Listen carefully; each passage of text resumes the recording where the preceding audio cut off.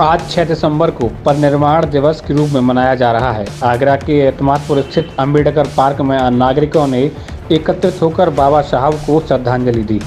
इस दौरान वरिष्ठ नागरिकों का कहना था कि बाबा साहब ने अपना पूरा जीवन शोषित वंचित समाज को हक दिलाने के लिए न्यौछावर कर दिया और आज ज़रूरत है कि हम उनके आदर्शों पर चलकर शोषित और वंचित समाज के लोगों की आवाज़ बने। हिंदुस्तान वॉइस पर परिनिर्वाण दिवस के मौके पर नागरिकों ने क्या क्या विचार रखे, सुनिए। हाँ जी, का परिचय जानना चाहूँगा आपका। मैं सुमित सेन, समाई ग्राम पंचायत से प्रधान भी हूँ। क्या कहना चाहेंगे, किस तरह का प्रोग्राम, किस तरह की मैसेज देने की कोशिश है समाज के लोगों को इसके बारे में? आज विश्व रत्न बाबा साहब का महापरिनिर्वाण दिवस 67वां है और इसे हम लोग महा इसलिए कह रहे हैं कि इन्होंने नारी उद्यान सर्व समाज के लिए ही काम किया है। जहाँ नारी को समय समय पर क्या हर घड़ी अपमानित किया जाता था, वो बाबा साहब की देन है। ज्योतिबा राय फूले की देन है, सावित्री राय फूले की देन है। तो महापुरुष को जो बलिदान दिया है उन्होंने समाज के लिए, वो भूलना नहीं चाहिए। यही अभी हमारे चेयरमैन साहब कह रहे थे कि सच्ची श्रद्धांजलि वही होगी, छोटा बड़ा ऊंच नीच ऊपर नीचे वो सब छोड़कर समाज को हमें एक शिक्षा के माध्यम से सही दिशा और निर्देश पर चलना चाहिए। धन्यवाद। मेरा नाम केशव निमेश है, पूर्व सभासद हूँ मैं और बीएसपी का विधानसभा अध्यक्ष हूँ। जी, क्या प्रोग्राम रखा गया है, क्या संदेश देने की कोशिश की जा रही है इस प्रोग्राम के दौरान? आज पूरे समाज के द्वारा सर्व समाज के लोगों को एकत्रित करके यहाँ बाबा साहब के 67वें परिनिर्वाण दिवस पर आयोजित विचार गोष्ठी में समाज के सभी चुनिंदा लोग उपस्थित हुए हैं। समाज में संदेश, एकता का संदेश, भाईचारा संदेश देना चाहते हैं सब लोग, यही कहना चाहते हैं। जी, मैं विशंबर सिंह, पूर्व चेयरमैन एतमादपुर आगरा। जी, क्या प्रोग्राम रखा गया है? ये आज 6 दिसंबर के दिन डॉक्टर बाबा साहब भीमराव अम्बेडकर का देहांत हुआ था, जिसको परिनिर्वाण दिवस कहते हैं। और हम सब श्रद्धांजलि के रूप में यहाँ सब इकट्ठे हुए हैं और उनके प्रति श्रद्धांजलि अर्पित करने। अब जो आप अपने समाज को देना चाहते हैं? हम समाज में संदेश देना चाहते हैं कि बाबा साहब के लिए जो उन्होंने जीवन भर पर्यंत अपनी शिक्षा के साथ साथ कष्ट उठाए और जो समाज के प्रति दर्द देखा और झेला, उनकी नीति से, ईमानदारी से वही काम आने वाली पीढ़ी और जो समाज में जो वर्तमान चल रहा है उनको करना चाहिए। और यही हमारी उनके पर सच्ची श्रद्धांजलि होगी कि हम समाज के प्रति समर्पित रहें। उसमें तेरा मेरा, छोटा बड़ा या कुछ न देखना चाहिए, यही मानना चाहिए। ये हमारा मानना है साहब। मैं दयाशंकर ठेकेदार। बाबा साहब का देहांत आज के दिन 6 दिसंबर को हुआ था और उनका यही उद्देश्य था कि हमारे समाज में शिक्षा और जागरूकता आए, जिससे हमारे समाज को आगे बढ़ोतरी मिले। एकता के लिए बाबा साहब ने एक बड़ा संदेश दिया था, संगठित रहने के लिए, जी, संगठित रहने के लिए। आप लोगों के द्वारा किस तरह से उसको आगे बढ़ाया जा रहा है?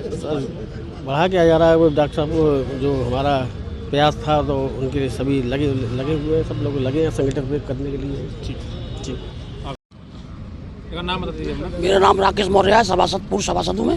मौर्य साहब, क्या मानते हैं आप, कितना संघर्ष बाबा साहब ने झेला? बाबा साहब ने काफ़ी संघर्ष किया है समाज के लिए, हर समाज के लिए किया संघर्ष बाबा साहब ने, और हर समाज का सम्मान किया। और आज भी बाबा साहब के हम आदर्शों में चलना चाहते हैं। हमारे छोटे बड़ा जितने लोग हैं, हर समाज के परक बाबा साहब को सही मानते हैं और आज हमारी भी आस्था है कि बाबा साहब के चरणों पर हम चलते रहेंगे। मेरा नाम रमेश पारासर है। रमेश जी, क्या प्रोग्राम रखा गया है आज? क्या प्रोग्राम रखा गया, क्या कहना चाहेंगे इस प्रोग्राम में? ये आज जो है डॉक्टर भीमराव अम्बेडकर जी का जो है परिनिर्वाण दिवस है और इस व्यक्ति ने पूरे दलित समाज के लिए नहीं, पूरे हिंदुस्तान के समाज के लिए इन्होंने काम किया है और इनके योगदान को कभी भुलाया नहीं जा सकता। और इतना इन्होंने संविधान में जो नियम रखे वो सभी जातियों के योगदान को रखा है इन्होंने। ऐसा नहीं कि उन्हें सब दलित जाति के होती को उन्होंने दलित जाति का जो है मतलब पक्ष लिया हो, उन्होंने सारे हिंदुस्तान की जनता का पक्ष लिया है।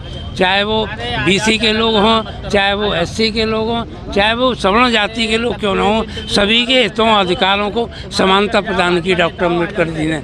तो हम उनके चरणों में सत्सर नमन और प्रणाम करते हुए उनके योगदान को हमेशा बरकरार बनाए रखेंगे, ऐसा हम लोग जो है आशा करते हैं। नाम बता दीजिए अपना। मेरा नाम पंकज बघेल है और आज हम बाबा साहब के जो देहांत हुआ था 6 दिसंबर को, उसमें सभी लोग इकट्ठा होकर बाबा साहब के श्रद्धांजलि देने आए हैं। और बाबा साहब का एक ही संदेश था, ऊंच नीच जो भी चीज़ अछूत मानते हैं वो सब चीज़ मिटा के सबको एक समान रखने का। और बाबा साहब ने जो सम्मान दिलाया है सभी को, चाहे SC हो, चाहे ST हो, चाहे BC हो, सबको एकजुट होने का। और मैं एक ही बात कहना चाहूँगा कि बाबा साहब ने जो भी हम आज लोग मीडिया या जितने भी लोग खड़े हैं, जो भी प्रेस के कपड़े पहन के खड़े हैं, तो बाबा साहब की देन है। नहीं तो आने वाला बाबा साहब से पहले समय था कि लोगों को प्रेस के कपड़े भी ST BC वाले पहन लेते थे, तो उसमें भी अपमानित करते थे। एक और नाम बता दीजिए अपना। बैजंती देवी, समाज सेवी। बहन जी, क्या प्रोग्राम रखा गया है, क्या कहना चाहेंगे प्रोग्राम के बारे में? 6 दिसंबर को हमारे बाबा साहब का निधन हुआ था। मैं अपनी SC समाज से यही कहूँगी कि बाबा साहब ने हमारे SC समाज को सबको सम्मान देने का काम किया, और हम सब मिलके बाबा साहब का हमेशा नाम लेते हैं और लेते रहेंगे। आशासी मेहता रिटायर। रमेश जी, क्या कहना चाहेंगे? आप परिनिर्वाण दिवस जो आपके द्वारा मनाया जा रहा है, क्या कुछ उद्देश्य है इसको लेकर आपके समाज के लोगों का, यहाँ उपस्थित लोगों का? परिनिर्वाण दिवस के ऊपर मैं ये कहना चाहूँगा कि बाबा साहब ने मरते दम तक अपने समाज के लिए, सर्व समाज के लिए इतना मेहनत किया कि हम लोग उनके पद्धतियों पर चल के इस समाज को आगे बढ़ाएं। उन्होंने समतामूलक समाज की स्थापना की, जिससे सारा सम्मान एक समान हो।